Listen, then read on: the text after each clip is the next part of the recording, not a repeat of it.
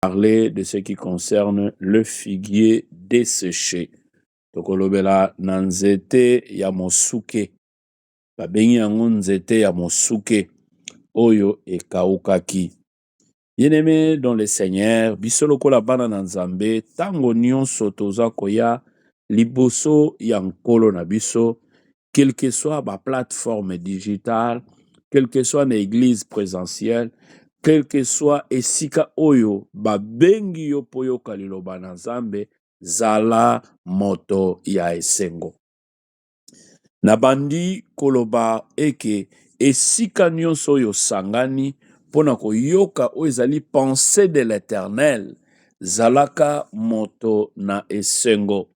Malgré nos multiples préoccupations, malgré le malade, le stress, le système, babil qui est de facture, malgré la pression, il y a monde, il y a gouvernement, la pression, il y a immigration, la pression, il y a vie sociale, mais zalaka moto esengo tango lamuki na tongo, parce que l'Éternel, le Dieu, est en train de renouveler sa bonté chaque jour dans nos vies. Que Dieu nous fasse grâce. Et pona tina na yango tokei kosolola na oetali nzete na mosuke oekauka. Le figuier desséché, to aussi babengi yango figuier stérile ou encore figuier maudit. Figuier toyebi yango eza arbre. Arbre oyo ebimisaka mbuma. Mbuma oyo bato baliaka. Et pourquoi ekobimisa mbuma po bato balia? Parce que Nzambe akela eloko na tango na yango, na esika na yango, po ete moto ayeba ko bénéficier na yango. Okomona biloko ebimaka na ba saison, donc na ba temps na yango. Zamba yebi soko vani na mboka ya 4 saisons, eza na ba fruit oyo ebimaka na temps wana, parce que bato ba ressourcer na yango, afin que bazala épargné na maladie saisonnière, to na ba maladie de temps. Alors, Yesu Masia azalaki kotambola na bayekoli na ye. Parabole oyo to lisese oyo okokuta yango na livre ya Luc, okuta pe balobeli yango na Matthieu pe na Marc. Cela revient à dire na ba évangile oyo balobeli yango to na mikanda oyo babenga yango évangile synoptique. Pourquoi balobi évangile synoptique? Ba point historique na bango eza en commun.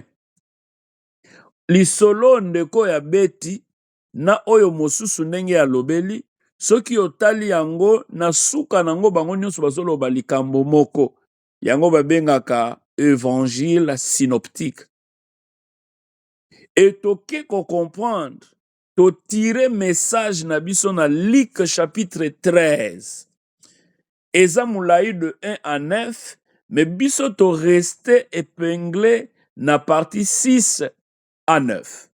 Totangi na kombo na Yesu. Il dit cette parabole. Un homme avait un figuier planté dans sa vigne. Il vint pour y chercher du fruit et il n'en trouva point.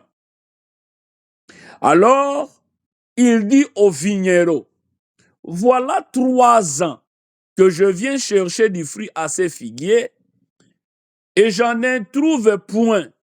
Coupe-les, pourquoi occupe-t-il la terre inutilement? Point d'interrogation. Le vigneron lui répondit, Seigneur, laissez-le encore cette année. Je creuserai tout autour et je y mettrai du fumier.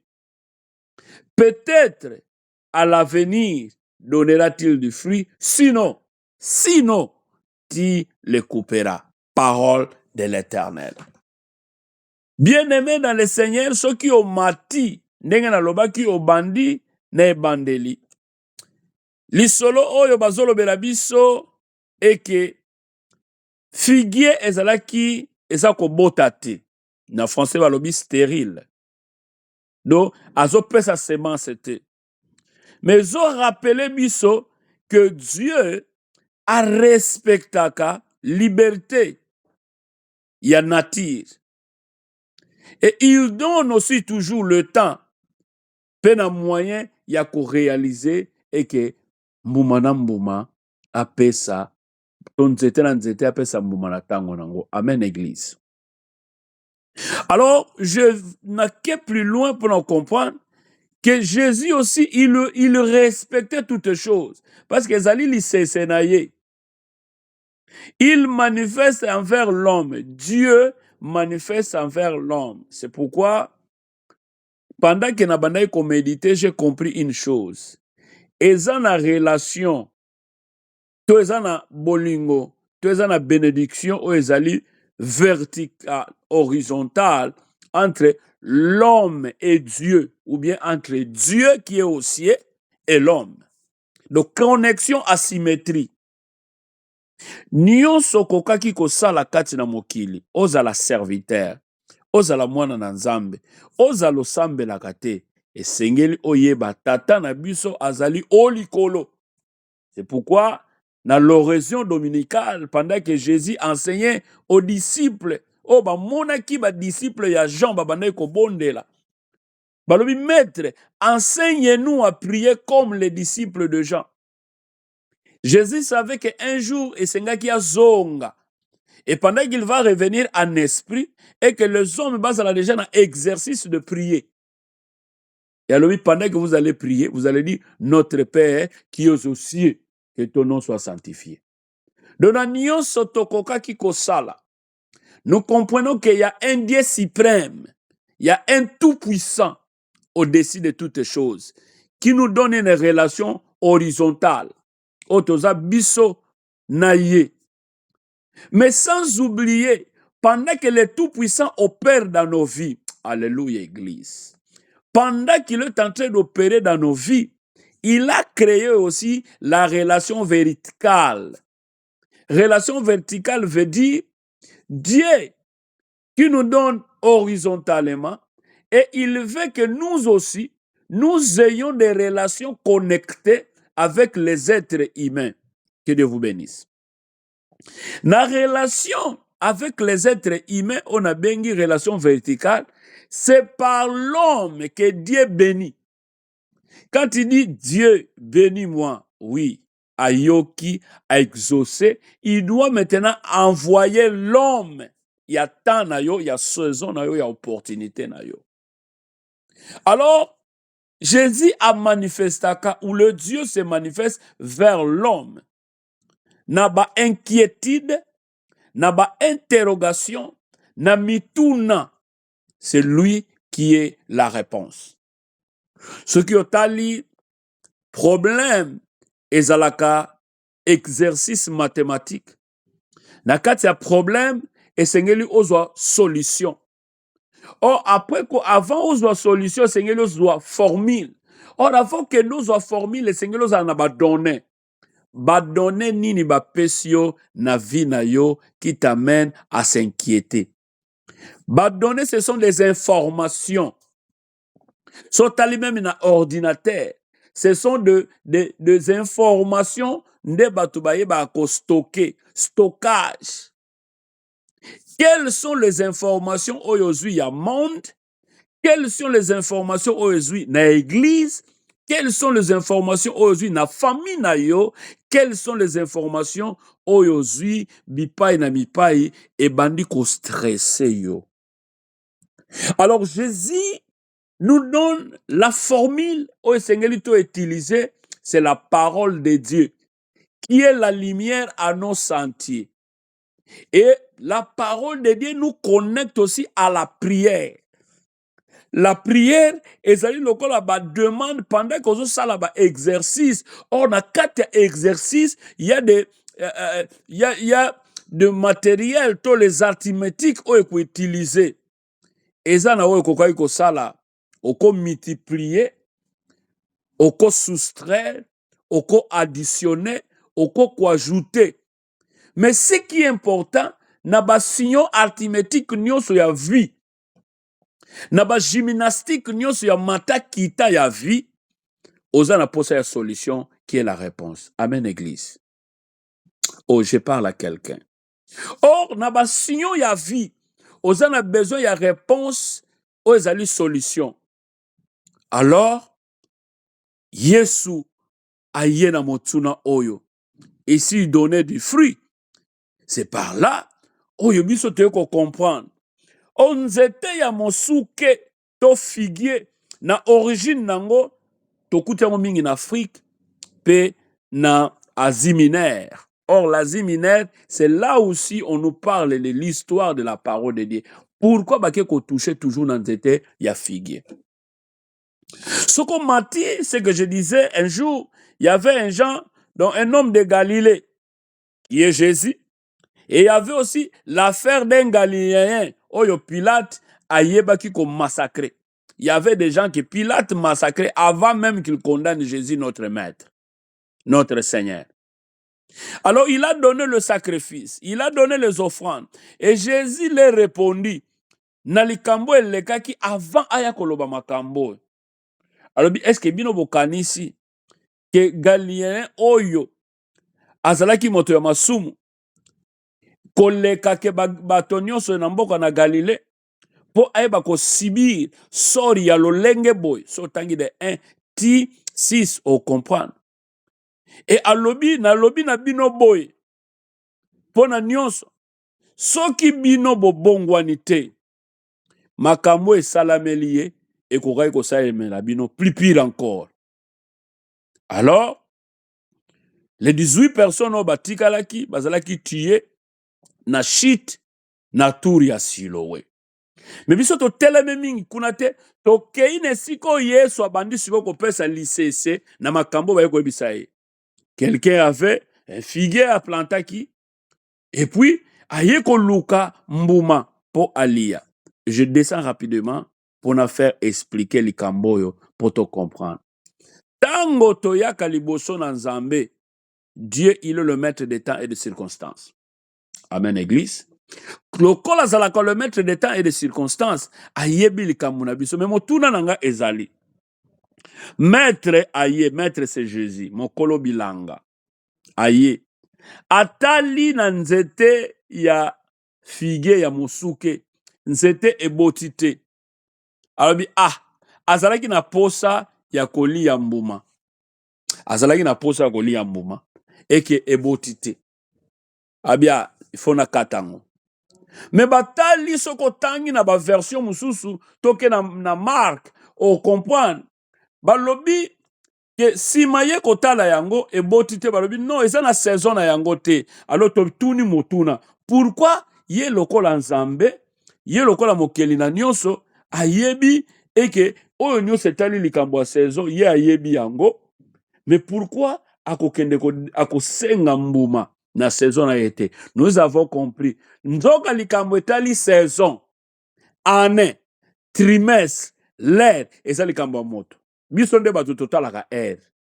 Biso nde bato totalaka saison. Lui, il est le maître de toutes choses. Soka zana posa, le maître quand il a besoin, akopesa na temps na ye. Azana montre te, il ne dort pas, il ne sommeille pas. Il veille comme il est en train de veiller Israël. Bien-aimé dans le Seigneur, na 40 quelques jours etikali, pour aussi lisa, na 45 jours etikali, pour aussi lisa 2023, je vais te dire, et loko linge kato kufa, et loko taliko o produire te, likambo elinge bomayo, likambo elingake memayo, likambo ezo memao na musielu o kufa te, o kota 2024. Je déclare étant qu'un serviteur, na kombo na Yesu Masia, au kota. Et Amen. ce qui est important, tikanzamba pambola yo maman, a pambola yo, et que grâce na ye ebila yo. Et ce qui est important, atali, Jésus a vu na Marc, pour expliquer bien, atali yango alobi le matin, Marc chapitre 11 verset 20 à 33, mais na sauté moi qu'elle va partir. Na tongo na yango, les disciples virent le figuier séché jusqu'aux racines. En relation à Makambo, totangi na Luc 13, 6 à 9. Et 21, Pierre s'est rappelé de ce qui s'était passé, dit à Jésus, Rabbi, regardez le figuier que tu avais maudit à sécher. Alléluia. Yoka, maloba ekausi nzete. Parce que nzete abandaki ko produire te. Oza na grâce. Oza na don. Oza na potentialité. Écoutez, figuier pour epesa mouma, il faut batia yango fumier. Il faut ba ko entretenir yango. Batia yango ba grain chimie comme ça eba ko produire. Papa oza na grâce, mama oza na grâce, yaya oza na ba potentialité. Soki batia yo na kati ya etonga to na kati ya communauté, c'est parce que grâce na yo eyeba ko sunga pe baninga bakende liboso oza réserve na kombo na Yesu. Olobaka français très bien. Olobaka anglais très bien. Olobaka portugais très bien. Olobaka lingala très bien. Olobaka ba langue belé. Ezaka pona yote. Komona muka pona sengo na yote. Sinon te eko kauka. E okende kufa na lilita. Esengeli e contribuer pour avancement ya bandeko mususu. Ba o baza na marche de caméléon. Ba o baza na ba kokoso. Ba o baza na pasi. Ba o bazo kokate. Ce qui est important, Jésus prit la parole et leur dit, ayez la foi en Dieu. Bien-aimé dans le Seigneur, okanisa giler mususu, soki okoti na musala wana ekozala pete. Mokoti obi misala ngonyo seza ndenge moko. Laissez-moi te dire, ce n'est pas misala o ndezo pambola biso. Prévane okomaki kozwa même décision lobi, je préfère na zonga tamboka na no sala bilanga. Puna na kozala ngai mokolo bilanga. Mais tika na bisa yo et la foi, ça va tenir. Okufate, eko simba. No lemso zongi na ndako tali nzoto eza ya kolemba. Oyoki mokongo passe. Et que voir même na hémorroïde. Laissez-moi te dire, na kati ya Deutéronome, vous allez trouver, non, Deutéronome 28, il y avait aussi des gens qui souffraient de l'hémorroïde. Naza ko déclaré. Ceux qui ont na maladie ya mokongo. Nkolo loboko na yo eza mokuse te. Elekio ya ngai simba esika ndeko mwasi to mobali azoka pasi bikisa ye na tango na kombo na Yesu Masia, je le déclare. Bien-aimé dans le Seigneur, moto moko akokufa te, okoyamba sangwa mabe te, o gaspiller na pamba te, mais tika na bisa yo okobota mbuma. Yesu alobi, je vous le dis en vérité, si quelqu'un dit à cette montagne, ôte-toi de là, et jette-toi de la mer, et s'il ne doute point en son cœur, mais croit que ce qu'il dit arrive, il le verra s'accomplir. Alléluia. Tango zwaka mokano lobi, nako somba ndako oyo. Bien-aimé, ozalaki ata na down payment.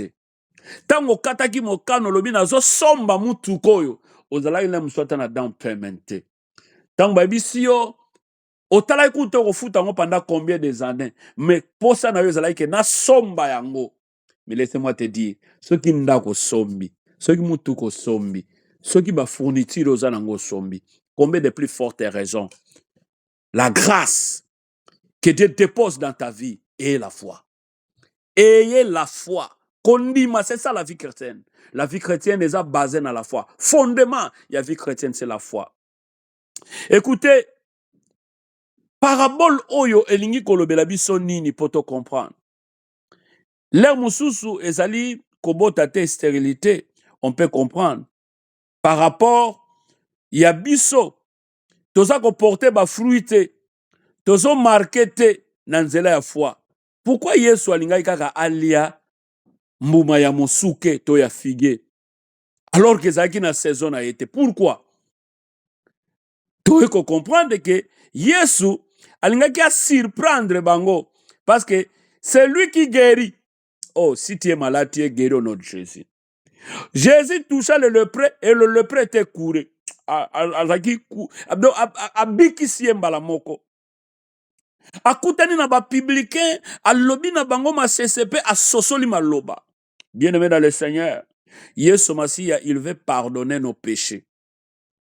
Il nous laisse encore le temps de vivre. Balobi asepelaka na kokufa ya muto masumu te. Posa na ye obongwana, posa na ye obotambuma, posa na ye o marqué, posa na ye okende liboso, o prospérer comme prospère l'état de ton âme au nom de Jésus. Bien-aimé dans le Seigneur, okende plus loin au comprendre que la grâce dans Nzambe eza ko accompagner bomo ya moko na moko. Et que Yesu atali na nzete a comprendre que zo bota mbuma te. Oh, on épisode oyo zo comprendre que figuier ezali bomoi ya mwana na moto. Oyo esengelaki ebota mbuma. Mais tango Yesu ayi atali to bota mbuma te to produire te. Alingaka longola biso na kati ya mokili oyo. Mais alobi non. Il laisse encore le temps. Il nous laisse encore le temps. Batupe na ndenge na bango bazo sala ba décision pour en finir na vie na yo. Mais Jésus-Christ nous laisse encore le temps. Dieu nous laisse encore le temps. Malgré toutes choses, sous la malédiction de la famille, kokauka kati na bomoy, na vie sociale, na vie sentimentale na yo, na vie chrétienne na yo, mais à savoir une chose, que Yesu Masia atiki yo na no temps, parce que azana posa na yo. Akausi yo te, vous avez encore le temps. Les 3 ans qui restent, oh, Jésus révèle aussi les 3 jours de la résurrection de Jésus-Christ. Il lui révèle aussi que c'est quoi kati na bo moina yo, li c'est quoi ekoti koufesili, polele koti qui est la parole. Bien-aimé dans le Seigneur, plus jamais au kozala desi, plus jamais. Non, le figuier et kozala symbolique. Na oza ko se passer na bomo ya moko na moko. Mais eloko mo sengi toyeba, eza saison na yete. Mais mon konzaza na posa ali ya mbuma. Pourquoi tango akuti mbuma te abandi ko modiri yango? Parce qu'azo porter fruité.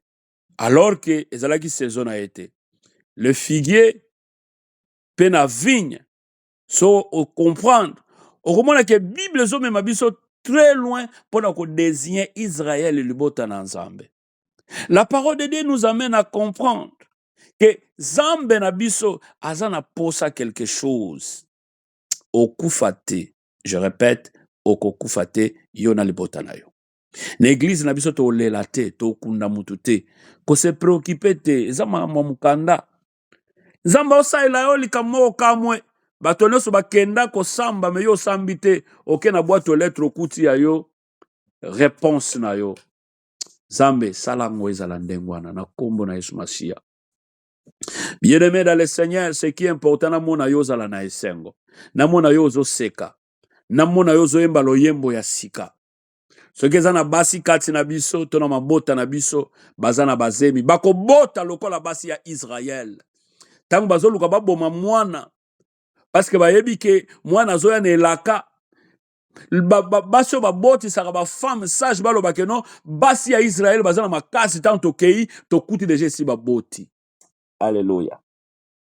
Nyonso lukaki banda janvier tina novembre oyo omitungisi mpe mingi. Non, l'homme de Dieu a déclaré, mais c'est Dieu lui-même qui prend l'action à la parole. Il est derrière la parole des serviteurs de Dieu pour l'accomplir. Et comme je le déclare, il est en train de l'accomplir au nom puissant de Jésus. Quelle que soit adresse na yo, tika te package on a livré. Bakwa ko tika ngona adresse na yo. O mona ka te soki ozate mukanda na okuta ngona boîte aux lettres. Na ba oyo baza présent. Namba o bazate moko na moko azozwa oya ye na adresse na ye na nzela ya kondima na ye. Alléluia. Bien-aimé dans le Seigneur, nazo kende pona ko silisa. Le temps nous fait défaut, mais Seigneur to silisa. na mikolo ezali koya tokokontinuaka soki Yesu azongi te. Écoutez, ndako ya prière esengeli tozalaka réchauffer na grâce na ye. L'arbre ebandaki koporter le fruit te, ebandaki kopesa te, mais geste ya liloba ya Yesu akendaki mpona komodila yango parce que eportaki fruit te. Oza na kati église luka oporte ba fruit, oza na mokili oyo luka oporte ba fruit. Il y a plein de choses à dire, mais na mwa temps mokie oyo tolingi toyebisa yo ke racine na yo esengeli etelema na maloba na Nzambe. Telema na maloba na Nzambe, yango nde kotambolisa biso. Na ye ko reconforter moto moko, na ye kolendisa mama, papa, yaya moko, et la foi ezala base. Nzambe apesaka na saison na ye, na saison ya nzete te, na saison ya bato te, na saison ya mokili te, na ba loi établi ya mokili oyo te. Tika ete na pokwa na lelo, oyo ezalaki posa ya motema na yo, epesamela yo. Oyo etungisaki yo, elongwa na tango oyo. Tie consolé, okota 2024, tomona yango. Atake likama moko elingaki oyela yo, okobima sain et sauf. Wana bato bakotatola, azalaka na Nzambe. Oui, oza mwana Nzambe. Nzambe alola apambola yo na kombo na Yesu tolobi amen. Amen.